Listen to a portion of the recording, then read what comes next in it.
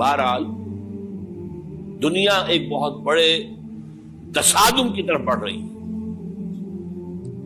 اب میں اس سے اگلی بات جو کہنا چاہتا ہوں اس کے لیے پہلے سے معذرت کروں. خوشخبری میں نے دی ہے تو بدخبری بھی مجھے دی.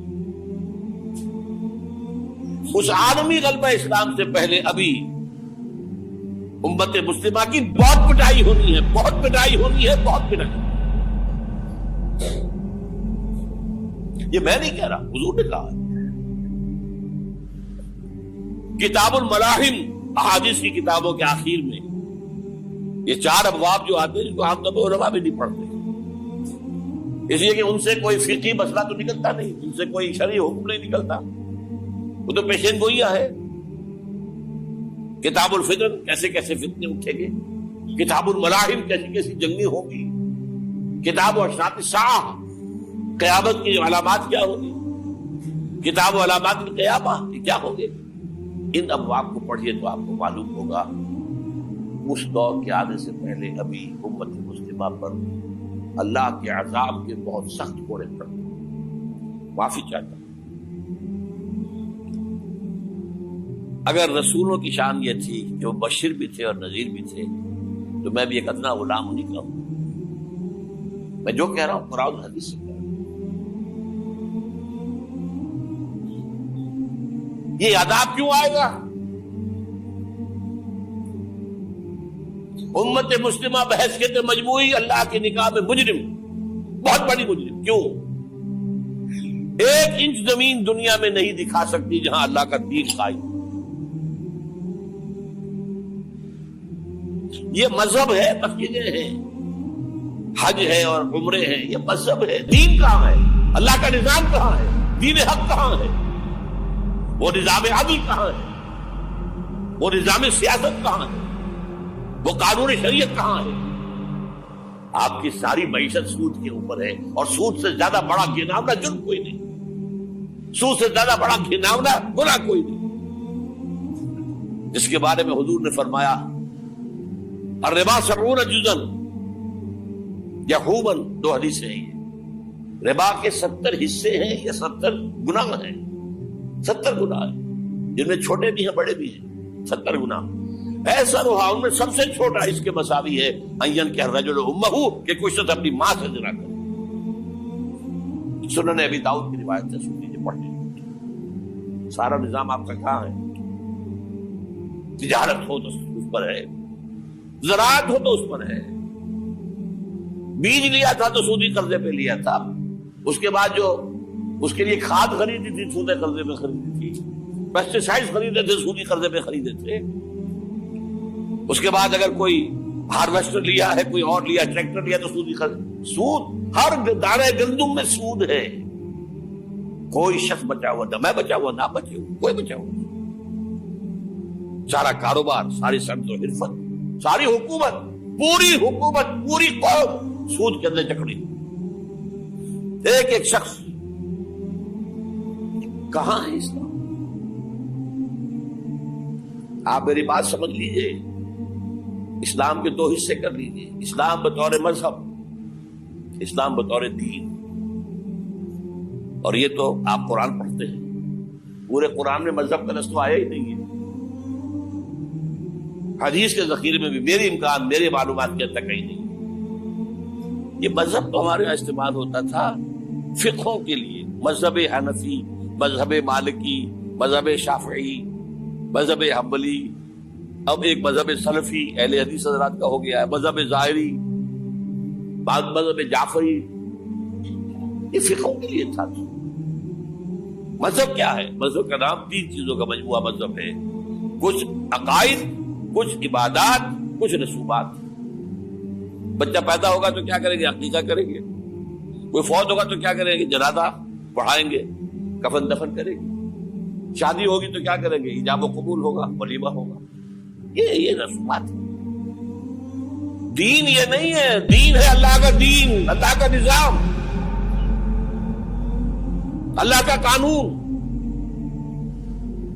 وَمَن لَّمْ يَحْكُم بِمَا أَنزَلَ اللَّهُ فَأُولَٰئِكَ هُمُ الْكَافِرُونَ. جو اللہ کی اتاری ہوئی شریعت کے مطابق فیصلے نہ کرے وہی تو کافر ہے. میں اور آپ کون ہیں؟ برا نہ مانیے. فیس دی فیکٹس. اور یہ فتویٰ کس کا ہے؟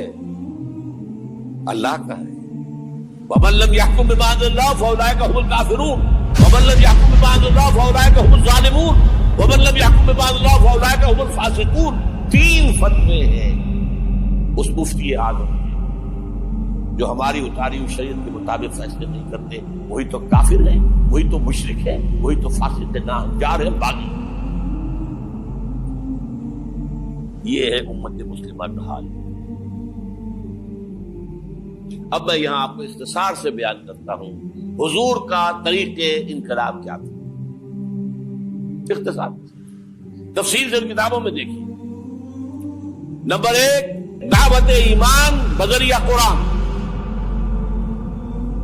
یتلو علیہم آیاتہ. آج جمعے میں میں نے اسی آیت پر تقریر کی. تلاوت آیات, قرآن پڑھ کے سناؤ, قرآن پڑھ کے سناؤ, قرآن پڑھ کے سناؤ. کہہ دو وہی تو ہے جس نے تم کو پیدا کیا اور تمہارے کان اور آنکھیں اور دل بنائے, مگر تم کم ہی احسان مانتے ہو. کہہ دو کہ وہی ہے جس نے تم کو زمین میں پھیلایا اور اسی کے روبرو تم جمع کیے جاؤ گے. کیا یہ کسی کے پیدا کیے بغیر ہی پیدا ہو گئے, یا یہ اپنے آپ کو خود پیدا کرنے والے ہیں, یا انہوں نے آسمانوں اور زمین کو پیدا کیا ہے؟ نہیں, بلکہ یہ یقین ہی نہیں رکھتے. تو کیا ہم پہلی بار پیدا کر کے تھک گئے؟ نہیں, بلکہ یہ اثر نو پیدا کرنے کے بارے میں شک میں پڑے ہوئے ہیں. اور ہم ہی نے انسان کو پیدا کیا ہے, اور جو خیالات اس کے دل میں گزرتے ہیں ہم ان کو جانتے ہیں, اور ہم تو رگ جان سے بھی زیادہ اس کے قریب ہیں. اور کافر انسان کہتا ہے کہ جب میں مر جاؤں گا تو کیا زندہ کر کے نکالا جاؤں گا؟ کیا ایسا انسان یاد نہیں کرتا کہ ہم نے اس کو پہلے بھی تو پیدا کیا تھا جبکہ وہ کچھ بھی چیز نہ تھا؟ سو تمہارے پروردگار کی قسم ہم ان کو جمع کریں گے اور شیطانوں کو بھی, پھر ان سب کو جہنم کے گرد حاضر کریں گے اور وہ گھٹنوں پر گرے ہوئے ہوں گے. وہی زندہ کو مردے سے نکالتا ہے اور وہی مردے کو زندہ سے نکالتا ہے, اور وہی زمین کو اس کے مرنے کے بعد زندہ کرتا ہے, اور اسی طرح تم دوبارہ زمین میں سے نکالے جاؤ گے. اور اسی کی نشانیوں میں سے ہے کہ اس نے تمہیں مٹی سے پیدا کیا, پھر اب تم انسان ہو کر جا بجا پھیل رہے ہو. اس قرآن کے ذریعے سے دلوں میں ایمان پیدا ہو, یقین والا ایمان. دیکھیے, برا نہ مانے, مغالطے میں نہ رہیے. میرے اور آپ کے دلوں میں ایمان نہیں ہے, عقیدہ ہے. عقیدہ ہے, والدین سے ملا ہے. یقین والا ایمان کہاں ہے؟ اپنے گریبان میں جھانکیے, اللہ آپ کو توفیق دے. کیا مجھے واقعی یقین ہے کہ مجھے مرنے کے بعد جی اٹھنا ہے؟ کیا مجھے یہ واقعی یقین ہے کہ اصل زندگی آخرت کی زندگی ہے؟ کیا مجھے واقعی یقین ہے کہ قرآن اللہ کا کلام ہے؟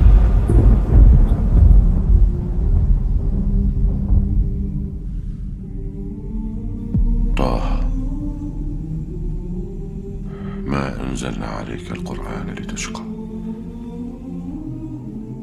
إلا تذكرة لمن يخشى تنزيلا ممن خلق الأرض والسماوات العلى الرحمن على العرش استوى له ما في السماوات وما في الأرض وما بينهما وما تحت الثرى وأن تجهر بالقول فإنه يعلم السر وأخفى الله لا إله إلا هو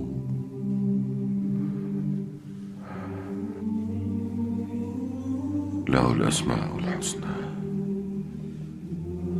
ٹٹولی اپنے دلوں کو. اگر یقین ہوتا کہ اللہ کا کلام ہے تو آپ اس کو سمجھنے کے لیے عربی بھی نہ سیکھ سکتے. انگریزی آپ پڑھے, اور پڑھی آپ نے ایسی کہ انگریزوں کو پڑھا دے. کیا نہیں کیا, پی ایچ ڈیز کر رہے ہیں, کون کون سے فنون نہیں سیکھے, ڈاکٹر اتنی عربی نہیں سیکھی دعویٰ ہے کہ تمہارا یقین تھا میری کتاب پر، اللہ پوچھے گا تمہارا سلوک کیا تھا میری کتاب کے ساتھ، تم نے پڑھا اس کو، سمجھا اسے سمجھنے کے لیے عربی سیکھی نہیں، تو تم جھوٹ بول رہے ہو، تمہارا کوئی ایمان نہیں تھا میری کتاب۔ ما آمن بالقرآن من استحل محارمہ، جنہوں نے سود کو اپنے پورے نظام کی جڑ بنیاد بنایا ہو، ان کا ایمان کوئی ہے اللہ پر؟ حضور فرماتے ہیں کہ جس شخص نے حرام کسی شے کو اپنے لیے حلال کر لیا اس کا کوئی ایمان نہیں۔ دوبارہ آج بھی کرنا ہے تو دوبارہ ایمان پیدا کرنا ہوگا، ایمان، عقیدہ نہیں، ایمان، صرف لپ سروس نہیں، اقرار باللسان نہیں، تصدیق بالقلب۔